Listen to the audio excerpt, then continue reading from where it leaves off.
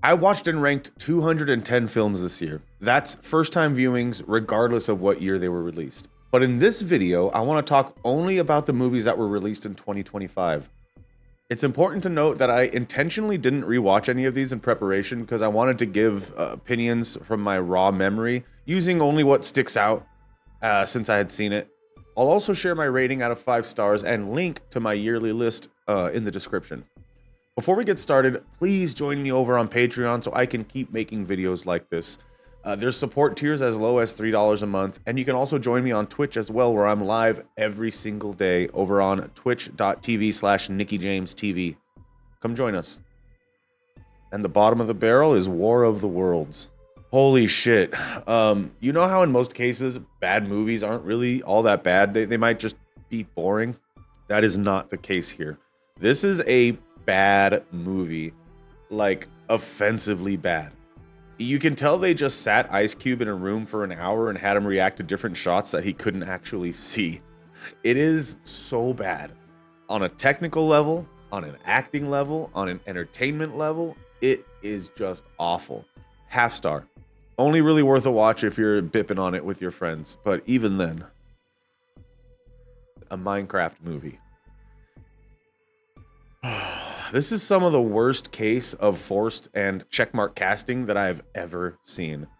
It literally feels like they had the whole movie about done and then just shoehorn Jack Black in at the very last second.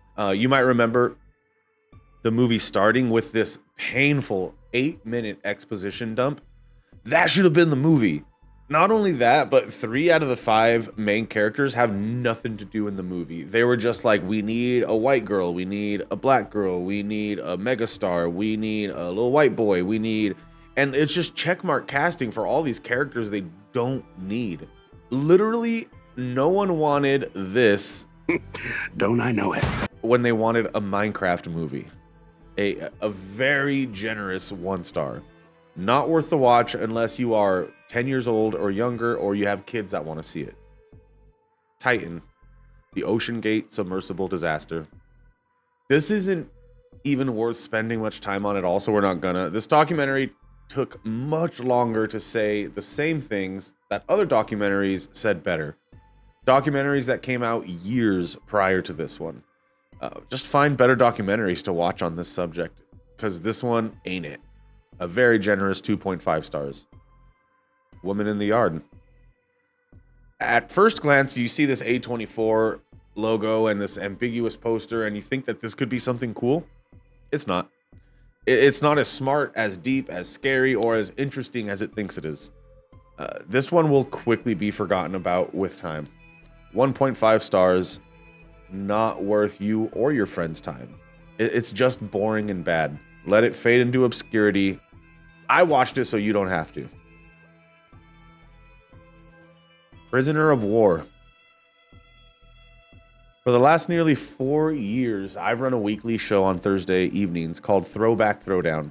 It started with just classic wrestling, but over the years, as we got desperate for content, we started expanding to other content, including like movies, battle bots, sumo wrestling. And as we got to the bottom of that barrel, we discovered 2025's Prisoner of War. I gotta admit, it looked promising at first.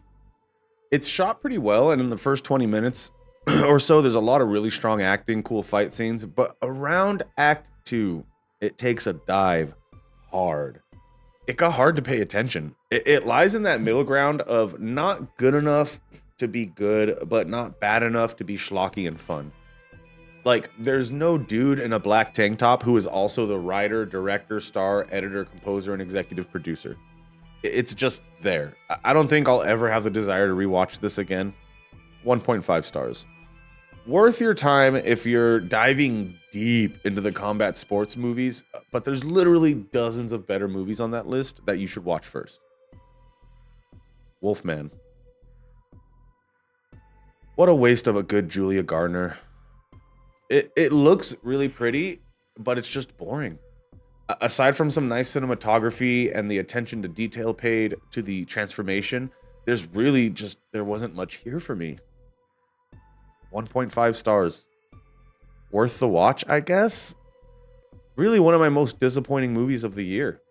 You know, you got Julia Garner. The movie looked it just looked right up my alley. And then just keep your expectations low and you might have a decent time. For example, my brother loves the movie. He ranted about it all summer. I admit I'd like to rewatch it so I can reevaluate it. I just remember going in primed to love it and ended up being so underwhelmed. Not even whelmed, underwhelmed. Gunslingers. Oh boy. Look, I love Nicolas Cage. That's why I wanted to see this. I know what to expect. You're not getting high art out of Gunslingers. But I wasn't quite prepared for this. Help me, Jesus! Help me! Help me! Good God, y'all! Help me! Good God, y'all! Help me! Come on, back! The affectation that Cage is putting on his voice in this movie is just, oh my God, I just can't. It's so funny. The real problem, though, with this movie is in its direction and cinematography. A Western just should not look like this. It shouldn't look this clean either. It just looks like whoever color graded the movie had no idea what they were doing. 1.5 stars. Another one that's only worth it to watch if you're watching it with friends. Not one to watch alone in your living room and expect to get anything out of it other than a chance to look at your phone a lot. Marshmallow. Spoilers for Marshmallow. Talk about a rug pull. The premise and poster sold me on this summer camp slasher, but instead you're given this okay sci-fi story with too aggressive of a soundtrack that doesn't know that silence can be used to build suspense. It's shot beautifully and it nails the summer camp vibe, but I felt swindled like when I saw The Village. One of the worst things that a movie can do to you is mislead you or outright lie. And we'll talk about that more when we get to Weapons.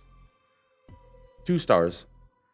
Worth your time for sure, but don't get excited hoping for a summer camp slasher. This is not that. The Astronaut. The main thing I remember about this movie was that it felt super derivative with a first act that I didn't really care for. A few months after watching it, I can't tell you much about it. I want better for Kate Mara. 2.5 stars. Worth a watch, I guess, if you're into that sort of movie. Night of the Reaper. While relying on clever twists, Night of the Reaper forgets to build tension through anticipation. It's shot really well and well acted. It's the story on the page where this falls a little short for me. In babysitter knife films, I expect higher levels of tension, especially when invoking the work of John Carpenter. Overall, I'd say it's worth a watch, but I guessed the twist like in the first act, and I'm an idiot. 2.5 stars. The Monkey. I love Stephen King adaptations. They are a subgenre all of their own. So I was really looking forward to The Monkey. But in the year where Stephen King has been more prolific than ever, at least with film adaptations, The Monkey is possibly the worst adaptation of his work that we've seen this year. After Osgood Perkins gave us Longlegs, I was really hoping for more vision. What the movie does get points for is casting my boy Rohan Campbell. Let's go. Worth the price of admission for that alone. 3 stars. Worth your time for sure. Hell, maybe I'll even like it more on a second viewing. Drop. This movie's weird in the way that it's fine to watch exactly once. It's one of the most fun parts of watching any movie is the what the hell is going on here stage. Usually the first act and sometimes part of the second act. The best films stretch this out in interesting ways. But once those questions are answered and drop, you have no desire or reason to want to rewatch. It's just not interesting enough. The score isn't good enough for a revisit. Nothing really stands out, but it's good enough. So 3 stars. Worth your one-time viewing. Why not? Novocaine. Look, I'm a big Jack Quaid fan. From Scream to Star Trek Lower Decks to Companion, which we will be getting to. Novocaine sits in this comfortable spot of being an okay action comedy. It's not going to win any awards, but if Plex decides to put it on while I'm shuffling movies, I'm not going to turn it off. The presence of Amber Midthunder doesn't hurt either. She was so good in Prey and is pretty easy on the eyes, so 3 stars. Definitely worth your time if you're keeping your expectations in check. Death of a Unicorn. This movie's strengths are in that it's fun and weird. I also like seeing Paul Rudd and Jenna Ortega together. It just works. But what doesn't work is its dog shit tier cinematography and absolutely forgettable score. 3 stars. Absolutely worth your time, especially if you don't know what good cinematography looks like. Clown in a Cornfield. This one for me fell under the completely forgettable category. All the bland browns and tan colors used in the color palette aren't interesting to look at, and the twist at the end is not what I was really wanting. It took all the wind out of the movie's sails for me. I'm not going to go into it here, but just know that the twist did nothing for me. 3 stars. And it only got that because they cast my homie Will Sasso, who is a hero of mine. Warfare. Oh boy. This is a pretty divisive movie for obvious reasons. Its protagonists are soldiers fighting in a war they shouldn't be in and invading people's homes. Here's the thing though. It doesn't treat the soldiers as heroes. There's no shot of them walking away from explosions without looking while wearing cool sunglasses. This is an unflinchingly bleak and inglorious look at what it was like for a group of occupiers acting in an illegal and unjust war. With that in mind, it's extremely well made. The cinematography gets a special nod as it is lit so well, and the camera makes you feel like you're with the group as it constantly follows a group for unbroken shots and even like documentary style handheld shots. The movie is really going to go a long way in separating those who can separate the art from their feelings on the art's topic. Putting aside any feelings I may have over that period in history, this is undeniably a well-made film. And the people who are brigading the reviews are really just mad at the war and directing their anger at the movie about the war. This movie does not condone war, it simply shows it. Very worth your time. I wouldn't call it a must-see, especially if you're sensitive to these topics, but if it's in your lane of interest, I'd say you should give it a look. 4 stars. Happy Gilmore 2. Okay, let's be honest here. Nobody in their right mind was expecting Happy Gilmore 2 to be close to as good as the original, which lives in everyone's nostalgia hall of fame. And considering director Kyle Newacheck's previous work was not great, this was a good step in the right direction for the filmmaker, and the movie meets expectations and then exceeds them in some aspects. Where it really overstays its welcome is with the guest stars. My God, everyone is in this movie. I think I was in this movie. Just look at this. Look at the cast list. It's just too much. I know Adam Sandler movies these days are just excuses for him and his friends to take vacations, but this was just too much. Worth a watch for all of us who are over 30 and grew up with the first one, but not a soul under 25 is going to care about this film. And they probably shouldn't. 3 stars. Watch it if you liked the original and expect to laugh, especially in the third act. The Other. This is one of the only movies where I had to go back and scrub through the movie because I needed to remember what happened in the flick and why I gave it a 4-star rating on a first viewing, because it is not a 4-star film. The best way to put it, without ruining anything, is that this is a bad movie, but with a batshit insane final act that makes it worth the price of admission. 4 stars, you must watch it with friends. Good Boy. We're finally getting into the territory of better 2025 films. Good Boy is beautifully shot and has what may be the best dog acting I have ever seen. What doesn't work for the movie is the direction that the plot takes. I was really hoping for like a dog saves family from home invasion, but what we ended up getting was much more sci-fi and not grounded in reality, which was a little bit of a bummer for me. With all that said though, it's definitely worth your watch for the cute puppy alone. 3.5 stars. Sinners. Man, what a good movie ruined by bad lighting. I know, right? Like, how bad does a movie have to be lit for it to be ruined by bad lighting. This bad. Such cool performances in this. Great music, but it's all too dark to see. Such a shame. 3 stars. Worth your time just for the cunnilingus scenes, I guess. Weapons. Spoilers for Weapons. Oh, boy, let's talk about Weapons. Firstly, I'm not sure I loved this movie as much as everyone else. I think I really liked it, though. But here's the elephant in the room that I'm yet to receive a satisfying answer for.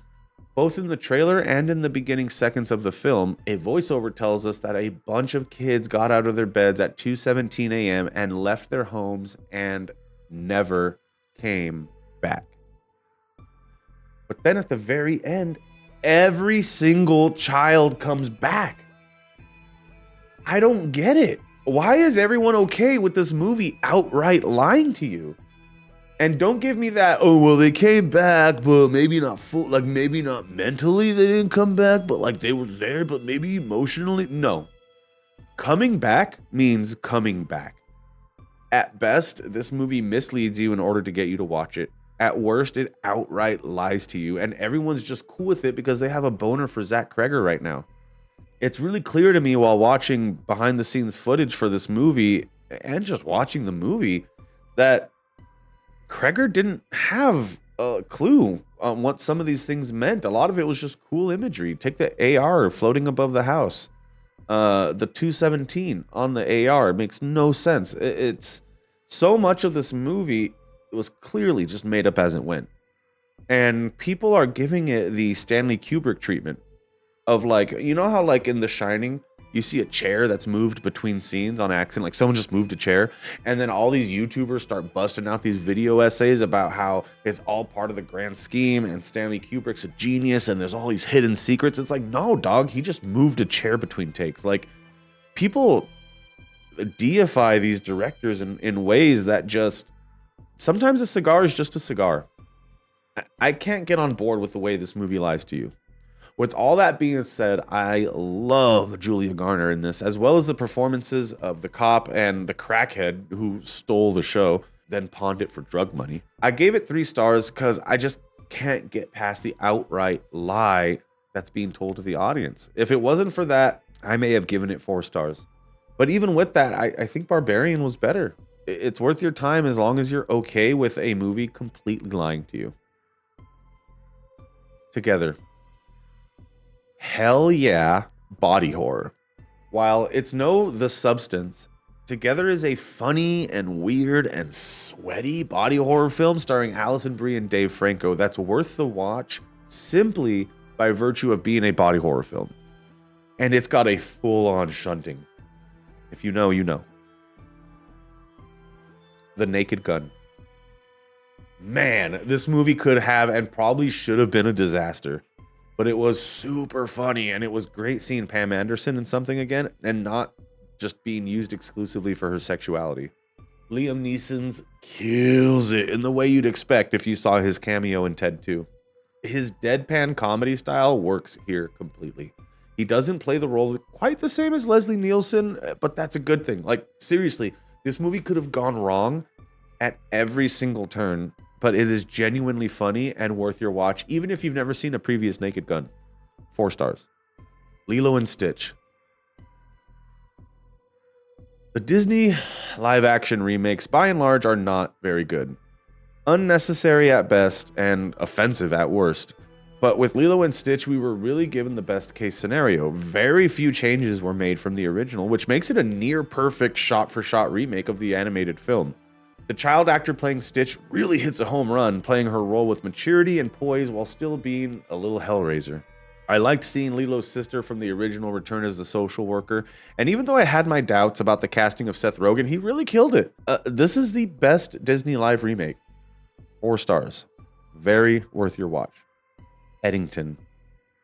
Oh man, I feel like I could talk about Eddington for a minute.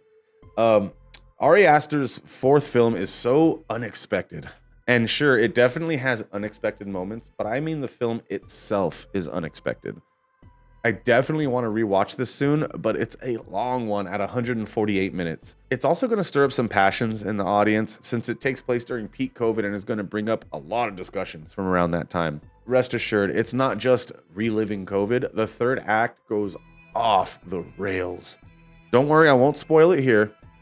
But if you either like Ari Aster's work, you want to relive quarantine for some horrible reason, or you want to see a film with great characters, or maybe you just feel like Pedro Pascal isn't getting enough work, you gotta see Eddington. It's funny, tense, and completely unexpected. 4 stars. Companion. If there's ever a movie you need to go into blind, it's this one. So if you haven't had the chance, just stop watching here and go watch. Okay, are they gone?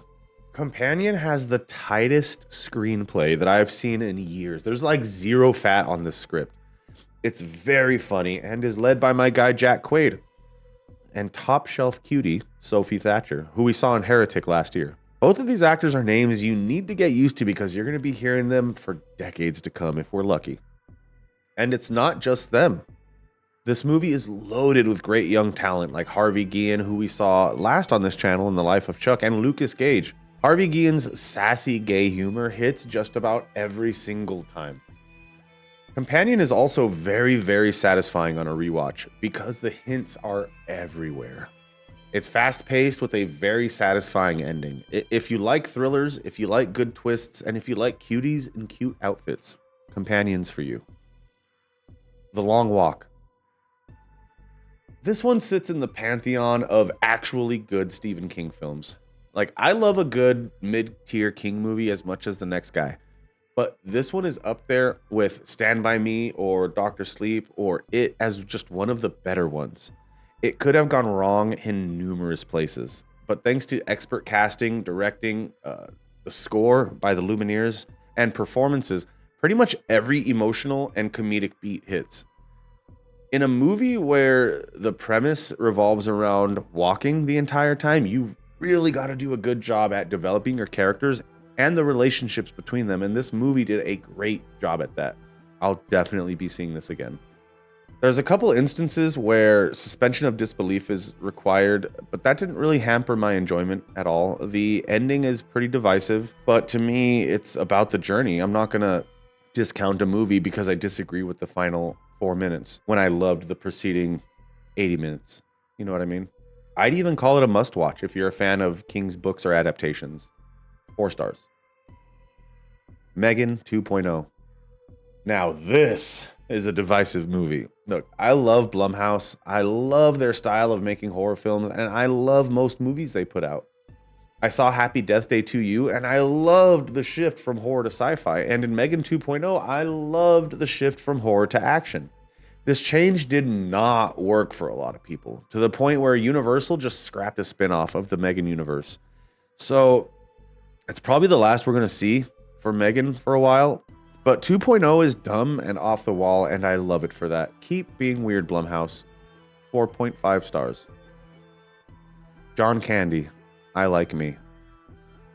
This one's gonna hit extra hard for people of a certain age. People like me who grew up watching John Candy in movies like Uncle Buck or Home Alone.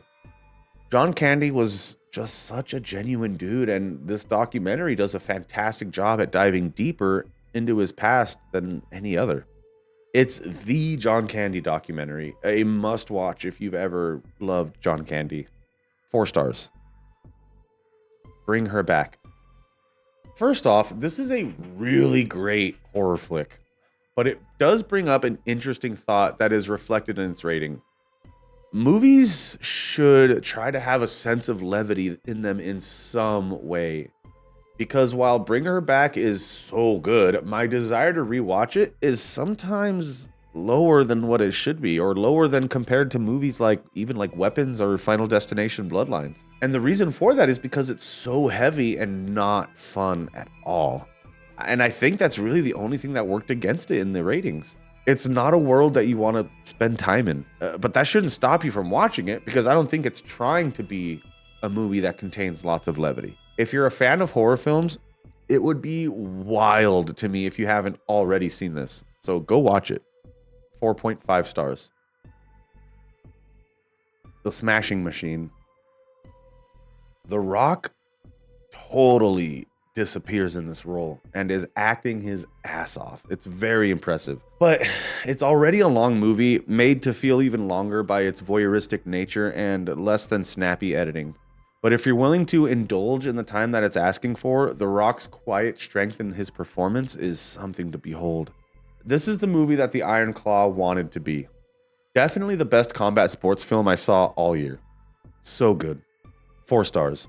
Worth a watch if you want to see The Rock actually act. It's very impressive, and he says tummy a lot.